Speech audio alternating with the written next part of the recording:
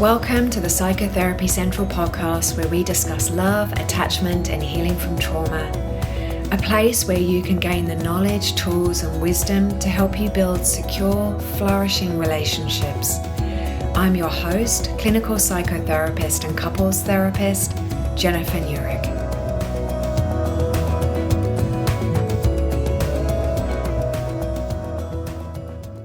Welcome to episode 14, where we're going to cover 6 reasons that you're attracted to avoidant or unavailable men.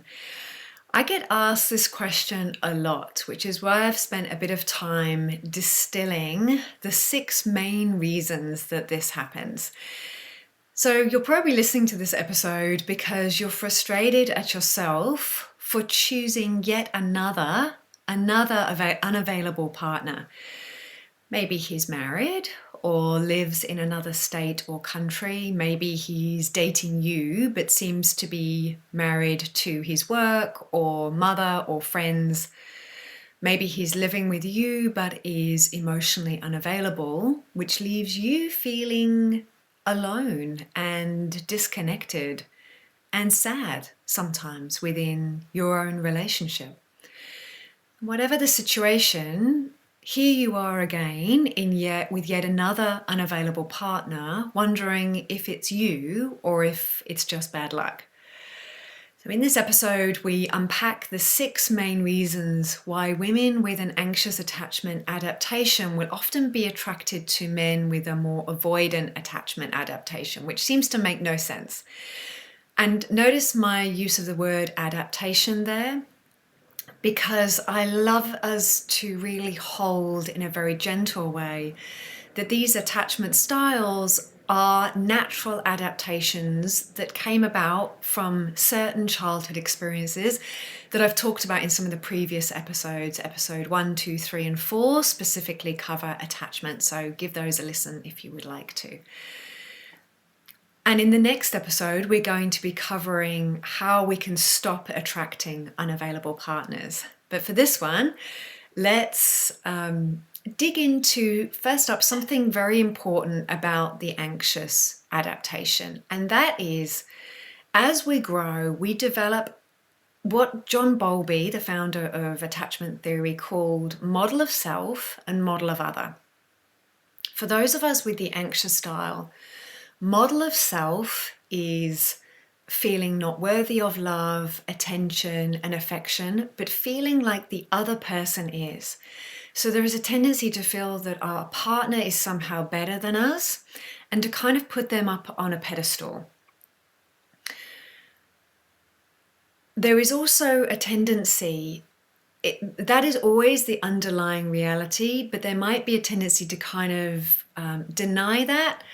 So we might kind of overcompensate or have bravado around that, but underneath, when we have the anxious adaptation, that is the programming. So we're just going to kind of hold that in mind as we go through these 6 reasons. So first up, you choose what you know. So research that I've referred to in the show notes has shown that we are often attracted to people who have similar qualities to our primary caregivers, the people we grew up with, and that seem familiar to us. So if one of our parents, I'm tripping today, if one of our parents was avoidant, and that's what you're kind of used to, you might unconsciously be attracted to someone who matches your beliefs of how a relationship should be, but more like how it feels, right? The kind of interactions that happen, the way that you're kind of chasing all the time. You're used to that. And so there's something about it that feels comfortable, even though at the same time it feels uncomfortable. Yeah? So that's the first. You choose what you know. Second, you reject what feels different.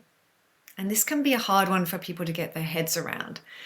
But when our model of self says, I don't really deserve love, others aren't really capable of meeting my needs, or that love isn't kind of real unless I'm having to chase it or earn it. It can be really difficult when someone shows up who is quite secure and super available.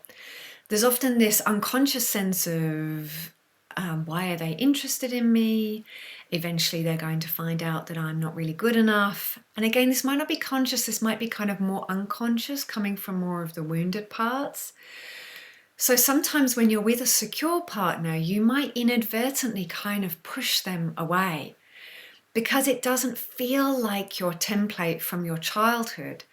So you look for something that feels different, where you get to do that kind of chasing behavior, someone who has more of just a different feeling in the relational dynamic.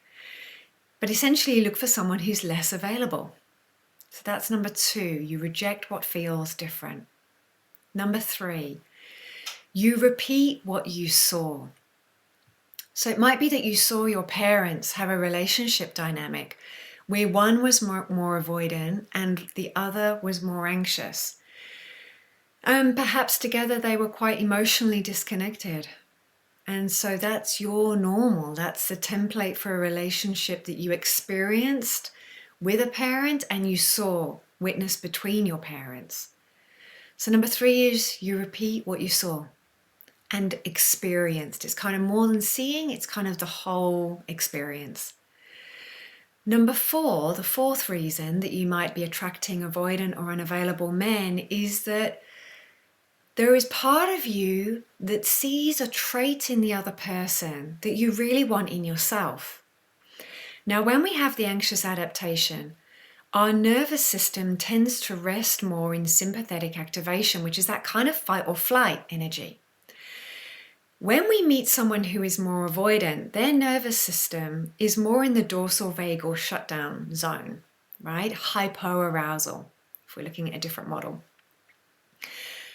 And that can feel very grounded, very stable, very safe. Their nervous system feels calm. That can feel very grounding for the more anxious nervous system. Oh, this person feels calm and safe. I need some of that, right? So it can be quite attractive.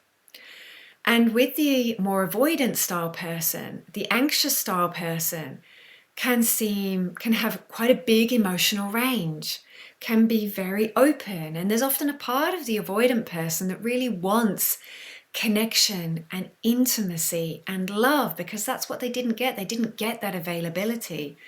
So there's often a part of them that is really attracted to the availability of the anxious style.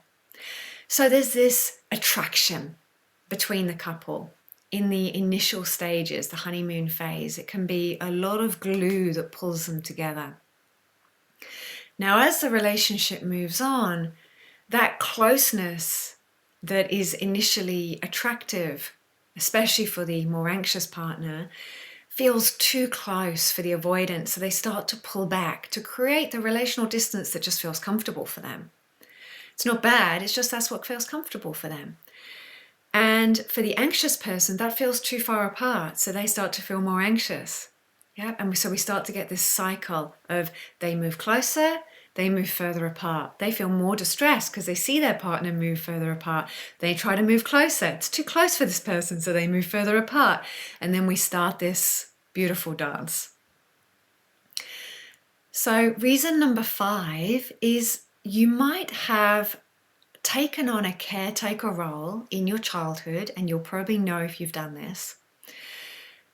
And this pattern is repeating in your current day life where you take on projects, which means that you see the wounded inner child in your partner, in the more avoidant partner. And there is a part of you that wants to help them, wants to heal them. And so you step back into this caretaker role. The 6th and most important reason why you might be attracted to avoidant or unavailable men is that you're essentially trying to heal the old wounds of the past. So when we're used to a certain pattern in our childhood, we have a certain pattern that's played out, repeated, there is a tendency to repeat that same pattern in our current adult life. And there is an opportunity in that. If we kind of bring it into the forefront, we look at the cycle, we own the cycle that we've been creating because it's happening to us, there is a great opportunity for healing. I can almost hear lots of you saying to me, so how, Jen? How do we do that? So the next episode in this series is how to stop being attracted to unavailable men. That's in the next episode, which is available through subscription on Apple Podcast. If you have any questions about anything you heard today or anything to do with love, attachment, and healing trauma, please send me a DM through Instagram at psychotherapy.central. If you like what you heard, you can help me out by liking and subscribing. The show notes for today will be available on my website, psychotherapycentral.health. where you'll also find my course on breaking relationship cycles and healing insecure attachment and working with trauma. So if any of that sounds appealing, I have a lot of content on Instagram, I have a lot of content on Facebook and YouTube. Check it out and hopefully I'll meet you on one of those platforms. So thank you for being here as part of this community focused on healing, and I hope you have a wonderful day.